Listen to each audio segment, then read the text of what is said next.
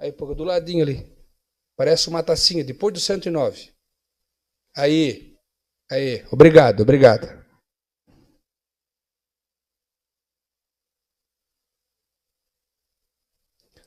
Aí. Dando sequência.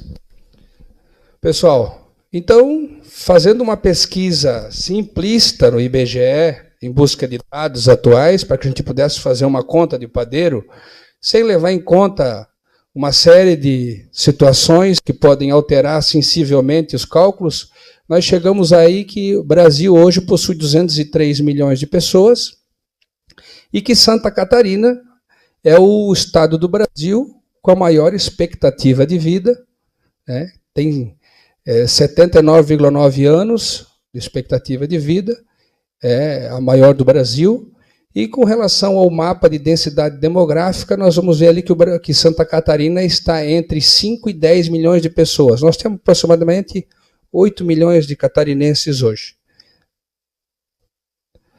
Então, o que eu quero trazer com esse slide para vocês é, nós temos 8 milhões de catarinenses, a expectativa de vida é de 80 anos.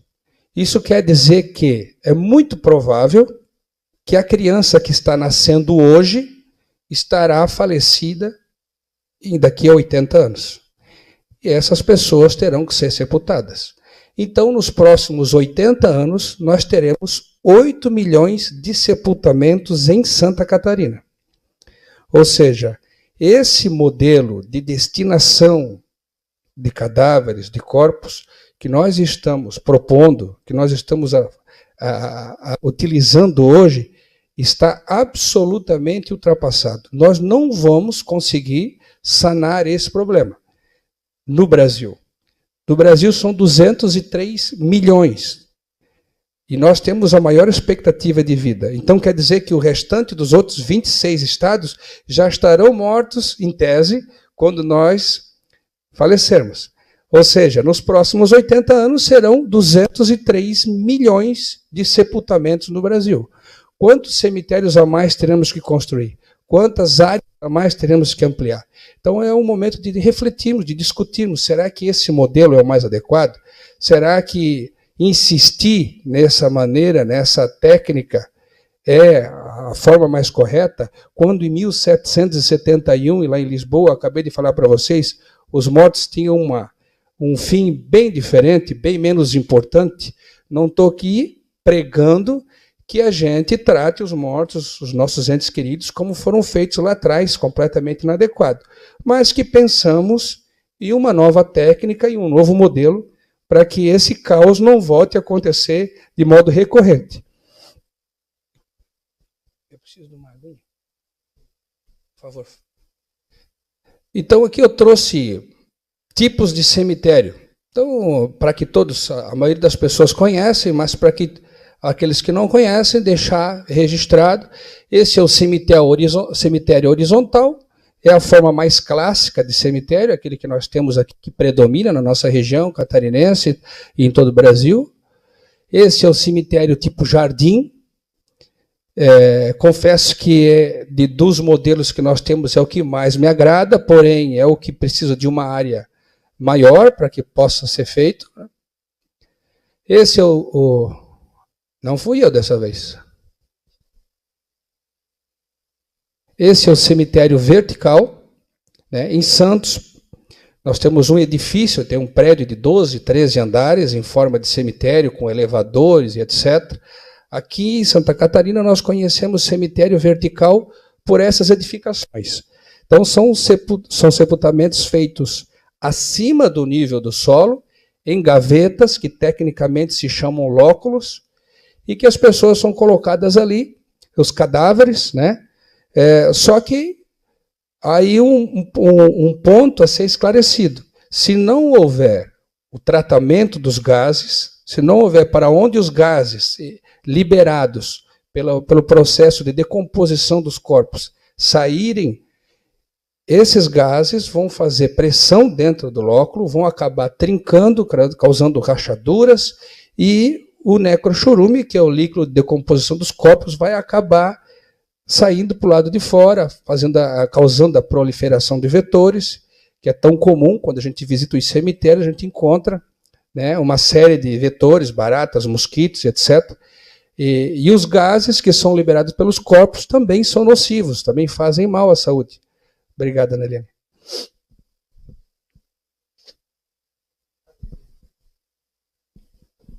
Então, os problemas mais comuns aos olhos da população com relação aos cemitérios são os resíduos de serviço de saúde, que são os resíduos de exumação.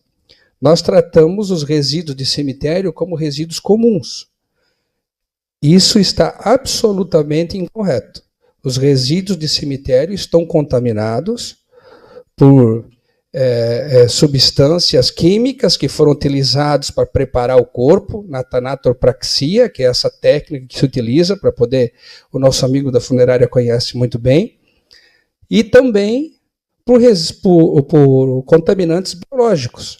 Então, está absolutamente incorreto sua disposição junto com o resíduo sólido urbano. Ele tem que ser tratado conforme o resíduo lá do posto de saúde, da UBS, que a nossa secretária de saúde bem conhece, então como um resíduo especial. Outra situação, proliferação de vetores. Então está ali um cartaz da Prefeitura de São Francisco do Sul, falando sobre a proliferação de vetores nos cemitérios, mosquitos da dengue, etc. O furto de metais, rituais de magia negra. Então, assim, é um lugar onde é frequentado também por marginais, por pessoas que vão lá saquear as sepulturas atrás de metais e fazer rituais à noite, né? Geralmente é à noite, tem corajoso que faz de dia.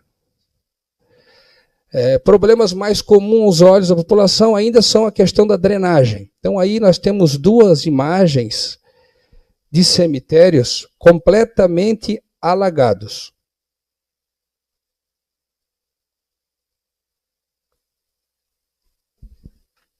Então, nesse momento, essa água que está aí na tela entrou dentro da sepultura, lavou os corpos, a sepultura, saiu daí de dentro, foi contaminando tudo que encontrou até chegar na rede pluvial e acabou lá no rio.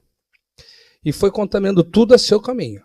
Então, um dos aspectos mais importantes no projeto do cemitério é a drenagem. Evitar locais onde podem ocorrer esse tipo de situação, por ter uma cota muito baixa, e voltamos à situação do lençol freático, que as cotas baixas elas estão intimamente ligadas com o lençol freático aflorante. Então eu trouxe um esqueminha, uma ilustração do Lesírio Marques da Silva, um dos papas do cemitério do Brasil. Esse senhor pesquisou mais de 1000 cemitérios no Brasil, e na pesquisa dele ele concluiu que 75% dos cemitérios públicos estão contaminando o solo e a água subterrânea. Dos 1000 cemitérios que ele pesquisou, 75% dos públicos estavam causando. Então ele tem um esqueminha que mostra os gases saindo da sepultura, o necrochurume no fundo da sepultura contaminando o lençol, e no item 4, o necrochurume correndo pela parede do lóculo. As situações que acabamos de falar agora, ele resumiu tudo isso em uma única ilustração. Então essa ilustração vem mostrar por que o Conselho Nacional de Meio Ambiente definiu que nós precisamos fazer o licenciamento ambiental dos cemitérios. Porque esses aspectos decorrentes da atividade cemiterial causam degradação ambiental. Então aqui eu fiz uma conta de padeiro, um número bem simplista, mas para chamar a atenção de todos nós, né? Então, se 35 litros de cadáver, 35 litros de necrochurume por cadáver. Um corpo com 70 quilos libera no primeiro ano em torno de 35 litros. Então, 35 litros vezes a quantidade de cadáveres que nós temos por dia no Brasil, estimado, nós vamos resultar em 46.258.275 litros de necrochurume por ano lançado no solo. Se todos eles, evidentemente, fossem sepultados no cemitério vertical. Eu não levei em consideração aí a cremação e tudo mais. Então, uma conta simplista, considerando um número total, né? Então, olha só que número assustador esse aí. Então, agora passamos para Barra Velha efetivamente. A situação cemiterial de Barra Velha. Então, hoje nós temos aí 5 cemitérios. Cemitério 1, 2, 3, 4 e 5, ali dispostos no mapa. O 1 seria o cemitério da Lagoa, cemitério desativado. O cemitério 2 seria o municipal aqui do centro. O 3 da Itajuba. O 4 de Medeiros e o 5 o cemitério em Rio Novo. Muita gente não sabe que Rio Novo tem um cemitério, mas tem sim o cemitério. Eu fui lá hoje, inclusive, para ver como é que estava a situação. Então, aí é uma foto do cemitério da Lagoa, feita hoje, eu estive lá hoje, pessoalmente. Fiz uma foto interna e uma externa, né? Uma tomada. Esse é o cemitério do centro. Aí o portal e as gavetas dos lóculos, que foram construídas já faz uns 2 anos, mas aqui ainda nenhuma delas foi utilizada. E abaixo um prédiozinho ali de lóculos, mostrando que deterioração, né? Mostrando que algumas gavetas estão em estado precário por abandono.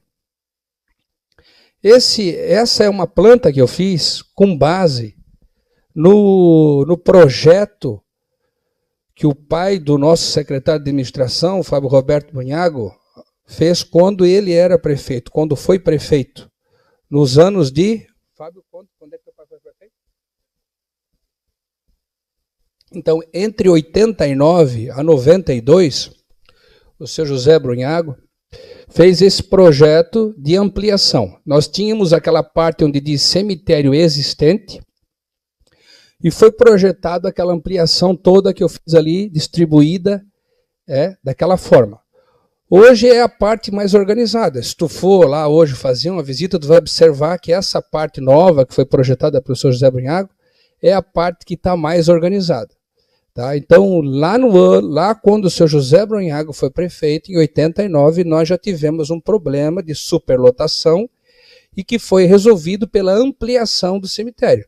Como naquela época tinha terreno ali próximo, um preço acessível, em condições que pudesse fazer o processo de desapropriação e ampliação, foi resolvido. O que não acontece hoje. Então, aí é uma foto do cemitério de Itajuba. Também estive lá hoje. Muito mais organizado que o cemitério do centro. Todas as sepulturas com número. Tudo muito organizado, muito limpo. Não tão superlotado quanto o nosso. Esse é o de Medeiros, que eu diria que é o melhor cemitério que nós temos hoje. Muito organizado, limpo, identificado. Inclusive fiz questão de tirar um registro da foto, que eles colocaram uma placa lá na entrada do cemitério que diz: senhores proprietários de túmulos e terrenos nesse cemitério, devido à cobrança de uma taxa mensal de manutenção e licença ambiental do mesmo. Vamos cobrar uma taxa anual para cobrir os gastos. Favor procurar a coordenação da igreja para efetuar o cadastro. Ou seja, a comunidade está administrando, fazendo o seu dever de casa, contratou o licenciamento ambiental, está fazendo a identificação, o cadastro de todo mundo. Me parece que hoje seria o nosso único cemitério ambientalmente